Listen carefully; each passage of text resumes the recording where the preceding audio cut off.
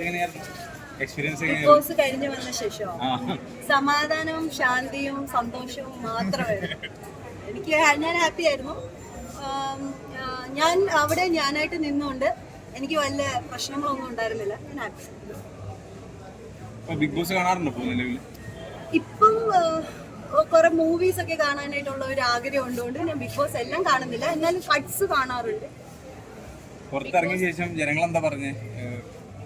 എല്ലാരും പറഞ്ഞു ലൈക്ക് എനിക്കൊരു നല്ല സ്റ്റാൻഡ് ഉണ്ടായിരുന്നു, ക്ലാസി ആയിരുന്നു, ഒരു എന്താ പറയാ എത്തിക്സ് ഉണ്ടായിരുന്നു, അങ്ങനെയൊക്കെയുള്ള ഒരു പോസിറ്റീവ് ഫീഡ്ബാക്ക് എനിക്ക് കിട്ടും. എന്തോ ബിഗ് ബോസിൽ ഞാൻ ഏറ്റവും കൂടുതൽ മിസ് ചെയ്യുന്നത് സിജോ, ശ്രീതു, അർജുൻ, അപ്സര, ജിൻറ്റപ്പൻ. വീട്ടിൽ നിന്ന് സജഷൻ എന്തെങ്കിലും ഉണ്ടായിരുന്നോ? നന്നായിട്ട് കുറച്ചുകൂടി കളിക്കായിരുന്നു പറഞ്ഞോ? വീട്ടിൽ നിന്ന് പറഞ്ഞു മക്കള് ബഹളം ഒന്നും ഉണ്ടാക്കിയില്ല, നല്ലതായിട്ട് നിന്നു എന്നൊക്കെയുള്ള ഒരു ഇതായിരുന്നു. അപ്പം എനിക്ക് ബഹളം വെക്കാൻ അത്ര ട്രിഗർ ആവുന്ന സമയത്ത് ഞാൻ ബഹളം വെക്കാറുള്ളൂ. അപ്പൊ എന്നെ ആരും അത്ര ട്രിഗർ ചെയ്തിട്ടില്ല.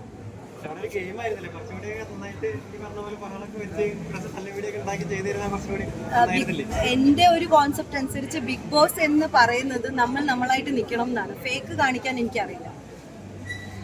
ഞാൻ ഫേക്ക് അല്ല. ആയിരിക്കാം, എനിക്കറിയില്ല. ആയിരിക്കാം, ആയിരിക്കാതെ ഇരിക്കാം. അതൊക്കെ അവരുടെ ഗെയിം പ്ലാൻ ആയിരിക്കാം.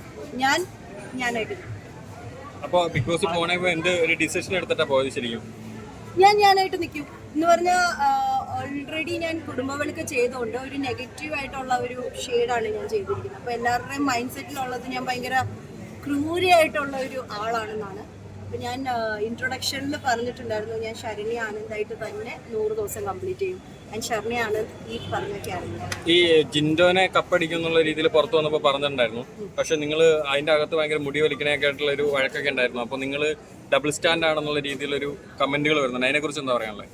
ഈ ബിഗ് ബോസ് ഹൗസിനകത്ത് നമ്മൾ നിൽക്കുമ്പോൾ നമ്മൾ ഓരോ വരക്കിടുമ്പോൾ കാര്യങ്ങളൊക്കെ നമുക്ക് അറിയില്ല. നമുക്ക് ഈ 100 ക്യാമറ നമ്മുടെ കണ്ണിലില്ല. നമുക്ക് ആകെ ഒരു ക്യാമറ നമ്മുടെ കണ്ണ് മാത്രമേ. അപ്പം ആ സമയത്ത് ഞാൻ കാണുന്നില്ല എൻ്റെ പുറകിൽ എന്താ സംഭവിക്കുന്നത്. ജിൻറ്റപ്പൻ്റെ കൈയൊക്കെ പുറകിലായിരുന്നു. പക്ഷെ ആര് വലിച്ചു എന്ത് വലിച്ചു എന്നുള്ളത് ക്ലിയർ വിഷൻ എനിക്കുണ്ടായിരുന്നില്ല.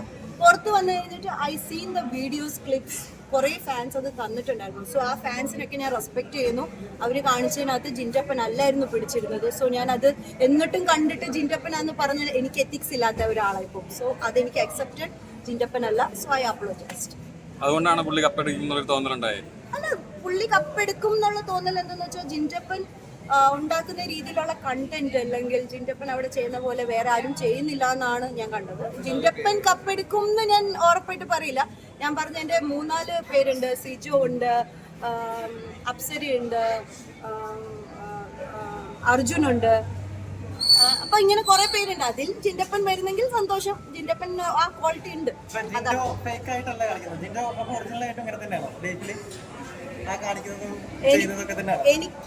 എനിക്കതറിയില്ല. ജിൻറ്റപ്പന്റെ ഗെയിം ആയിരിക്കാം, അല്ലെങ്കിൽ ജിൻറ്റപ്പൻ നാച്ചുറൽ ആയിരിക്കാം, ചിലപ്പോൾ അതായിരിക്കാം. എനിക്കറിയില്ല. പേഴ്സണലി എനിക്ക് എന്നെ അറിയില്ല. ഗെയിം എന്തായാലും കളിക്കണം. കാരണം അവിടെ ബുദ്ധി ഉണ്ടെങ്കിലേ കളിക്കാൻ പറ്റുള്ളൂ. ഗെയിം എന്തായാലും വേണം.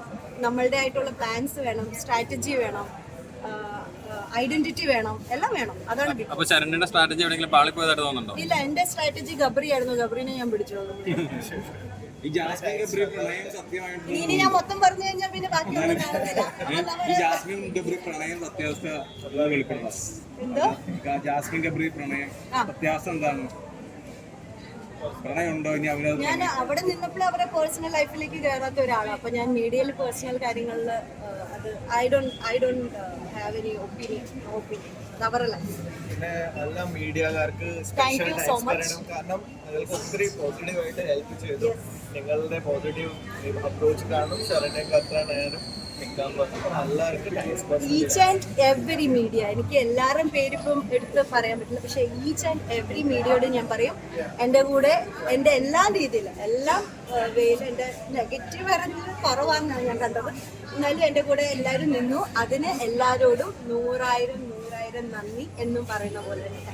ഈ ഭാര്യയുടെ ഗെയിമിൽ സാറ്റിസ്ഫൈഡ് ആണോ? ഞാൻ സൂപ്പർ സാറ്റിസ്ഫൈഡ്. അതിൽ ഭയങ്കര പോസിറ്റീവ് ആൾക്കാരാണ്. അപ്പൊ ഞങ്ങള് ഷെറിന്റെ ഒരു ഗെയിം നോക്കി ഞാൻ ഇത്ര നാള് ഷെറിനെ കളിച്ചു. ഞങ്ങള് ഭയങ്കര ഹാപ്പിയാണ് ഷെറിന്റെ ഒരു ചീത്ത പേരായിട്ട് ഷെറിന്റെ പുറത്ത് വന്നിട്ടില്ല.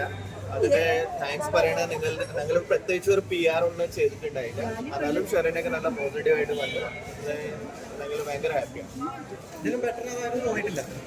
ബെറ്റർ എപ്പോൾ ഒരു സ്കോപ്പ് ഉണ്ടാവും ബെറ്റർ ആവാൻ. പക്ഷെ ഞങ്ങള് സാധിച്ച് നോക്കുമ്പോൾ ഷെറിനെ കളിച്ചൊക്കെ നല്ല ഗ്രേസ്ഫുള്ളി, നിങ്ങൾക്ക് തന്നെ എന്റെ കാലം കൂടുതൽ മീഡിയ ഇത് നല്ല ഗ്രേസ് ആയിട്ട് ബിഗ് ബോസ് പോയി കഴിഞ്ഞാൽ ഒത്തിരി നെഗറ്റീവ് സംഭവം. പക്ഷെ ഷെറിനൊക്കെ അങ്ങനെ ഒന്ന് താങ്ക് യു ഗൈസ്. ഷോ തുടങ്ങാൻ പോകുന്നത്. Thank you. ഷോ കഴിഞ്ഞു.